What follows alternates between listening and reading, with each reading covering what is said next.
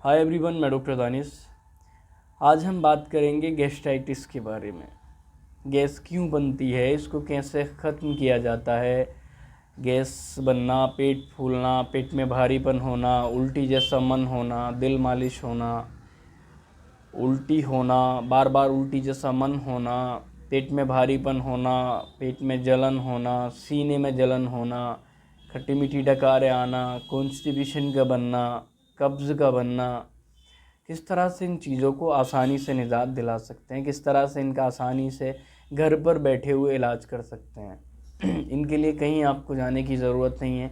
सिर्फ आप चंद चीज़ें मैं ऐसी बताऊंगा जिन चीज़ों को आप करके बहुत आसानी से इन चीज़ों से छुटकारा दिला सकते हैं। देखिए, गैस्ट्राइटिस होने के कई सारे कारण होते हैं कि खाने पीने पर सबसे ज़्यादा आधारित होता है। आजकल आपका खाना, ये चीज़ें बहुत मायने रखती हैं आपको गैस बनने पर। आपको कब्ज़ होने पर ये चीज़ें बहुत मायने रखती हैं। देखिए, कब्ज़ अगर आपको है तो आप अपनी एज के और अपने वेट के हिसाब से सैलेड खाना शुरू कर दीजिए।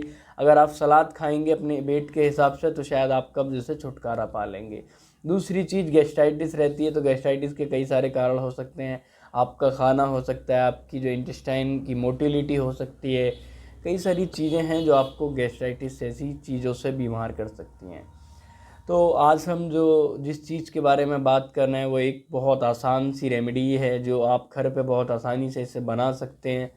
और बहुत ही आसान तरीके से इसे बनाने के बाद आप गैस्ट्राइटिस से, खट्टी मीठी डकारों से, दिल मालिश होना, मैदे पे सूजन आना, मैदे की गर्मी, मैदे की चर्बी, सीने में जलन होना, पेट में जलन होना, सीने में भारीपन, पेट में भारीपन, कुछ खाया पेट फूल गया, गैस बनती है बहुत ज़्यादा, इन चीज़ों से आप छुटकारा पा सकते हैं बहुत आसानी से।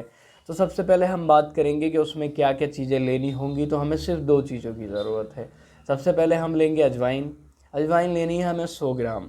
ये बहुत आसानी से, बहुत ही मामूली से आपको कहीं भी मसाले वाले की दुकान पे या पंसारी की दुकान पे बहुत आसानी से मिल जाएगी। 100 ग्राम आपको अजवाइन लेनी है। उसके बाद लेने आपको नींबू। नींबू बहुत आसानी से आप बाज़ार से ले सकते हैं। नींबू लेने के बाद में आपको 100 ग्राम जो अजवाइन है उसको किसी बाउल में ले सकते हैं, किसी प्याले में ले सकते हैं, किसी बॉक्स डिब्बे में ले सकते हैं। उसके बाद उसमें नींबू निचोड़ना है और इतना नींबू का रस निचोड़ना है कि वो जो अजवाइन है वो उसमें जो है मिक्स हो जाए, मतलब नींबू में पूरी तरह से वो मिक्स हो जाए। अजवाइन जो 100 ग्राम अजवाइन है वो नींबू के रस में 100 ग्राम अजवाइन जो है वो पूरी तरह से मिक्स हो जाए, इतना नींबू का रस उसमें डाल लेना है। नींबू का रस डालने के बाद में उसको एक जगह पर रख देना है। जब रख देंगे आप देखेंगे कि वो सूख जाएगा।